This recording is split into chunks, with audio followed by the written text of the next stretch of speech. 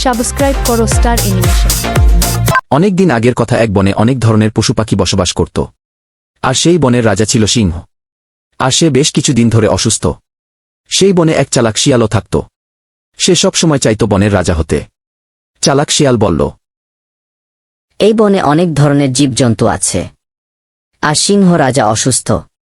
তাই এই বন সামলাতে কোনো রাজা নেই। তাই আমি গিয়ে যদি সবাইকে নতুন রাজা বানানোর জন্য প্রস্তাব দেই, তাহলে সবাই মিলে আমাকে রাজা বানাবে। তখন আমি শান্তিতে বসে আরাম করে খেতে পারব।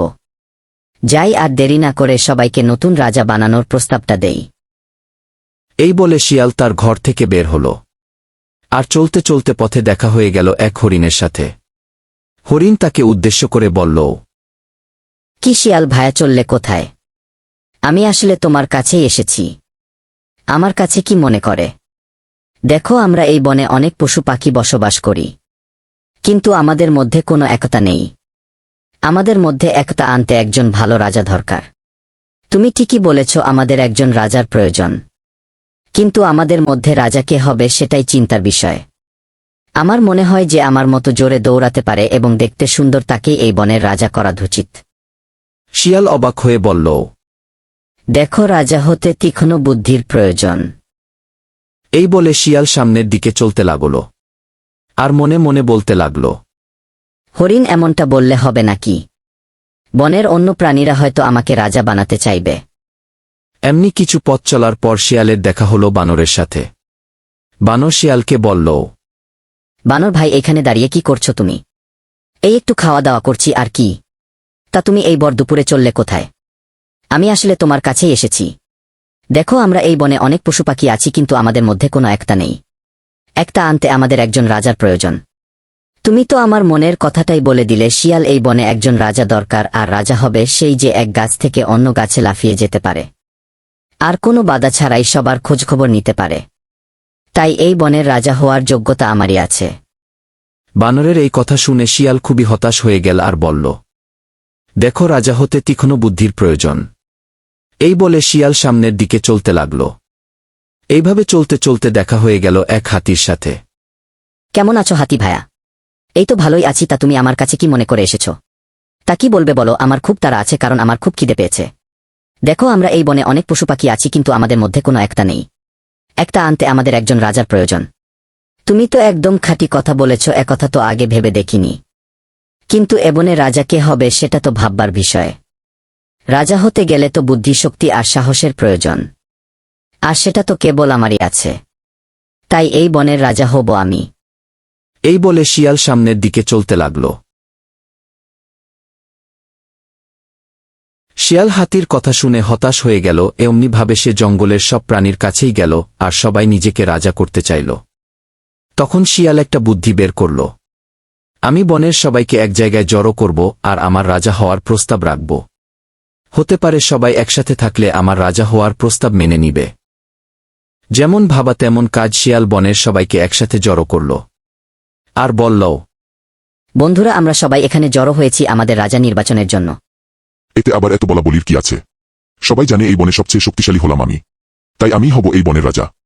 তুমি এত শক্তিশালী হলে কি হবে? তুমি এক জায়গা থেকে অন্য জায়গায় যেতে প্রচুর সময় লাগিয়ে দেও। আমাকে দেখো, আমি এক গাছ থেকে অন্য গাছে লাফিয়ে যেতে পারি। তাই আমি হব রাজা। সবাই বানরকে মেনে নিল। শিয়াল কোনোভাবেই বানরকে মেনে নিতে পারল না। তাই শিয়াল দুষ্ট বুদ্ধি আঁটতে লাগল। এই বানর বেটা বার বেড়েছে, একে একটা শিক্ষা দিতে হবে। পরদিন বানর হাঁটতে বের হল, আর একটা গাছের কোটর থেকে একটা মৌমাছি বের হতে দেখল। তখন তার মাথায় একটা দুষ্ট বুদ্ধি খেলে গেল। মহারাজ, বনের অন্য প্রান্তে দেখতে পেলাম সুস্বাদু সব ফলমূল। আপনি চলেন, এগুলো তো সব আপনার জন্যই। সুস্বাদু সব ফল? হ্যাঁ, শিগগিরই চলো। আর কতদূর শিয়াল? আমার আর তরসেইছে না। এই তো মহারাজ সামনেই।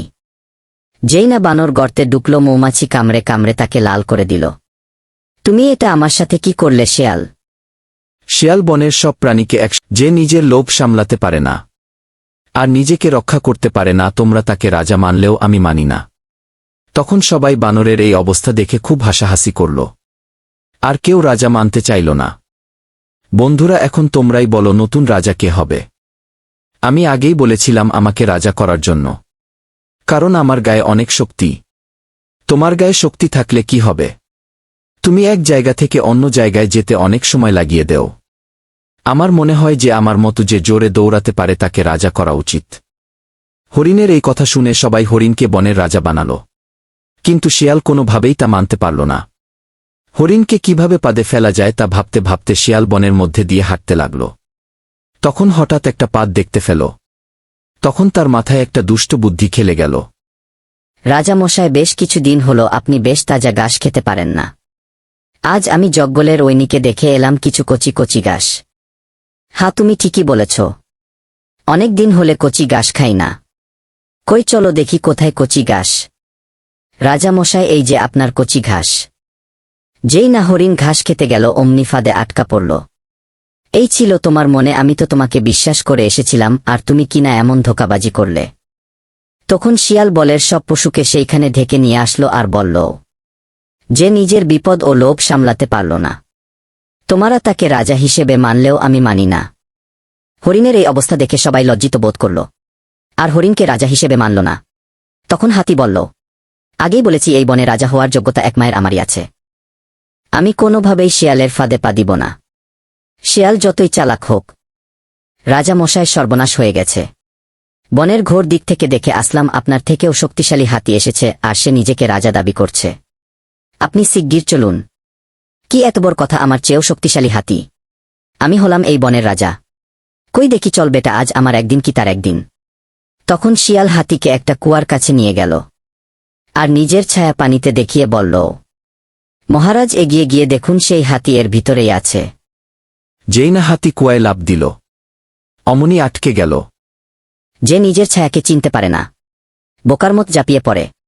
তোমরা তাকে রাজা মানলেও আমি মানি না। আমার মাথায় অনেক বুদ্ধি, আমি এই বনের সবাইকে বোকা বানাতে পারব। এইদিকে বনের রাজা সিংহ অসুস্থ হয়ে ওঠে।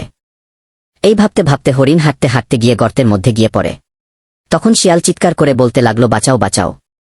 এমনি ভাবে শিয়াল গর্তে দুদিন থাকার পর হরিণ পাশ দিয়ে যাওয়ার সময় দেখল শিয়াল পড়ে আছে। শিয়াল বলল, বাঁচাও হরিণ ভায়া। কি আমি বাঁচাবো তোমায়? তুমি আমার সাথে কি করেছিলে মনে নেই? এই বলে শিয়াল চলে গেল। এইভাবে হাতিও গেল, অন্যরাও গেল, কেউ সাহায্য করল না। সাবস্ক্রাইব করো স্টার অ্যানিমেশন।